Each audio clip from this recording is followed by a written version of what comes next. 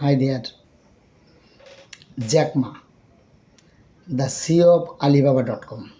I am a big fan of him.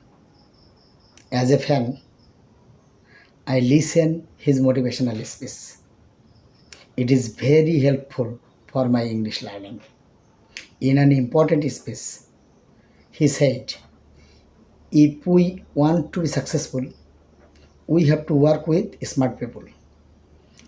If we want to be successful, we should make a lot of mistakes and never give up.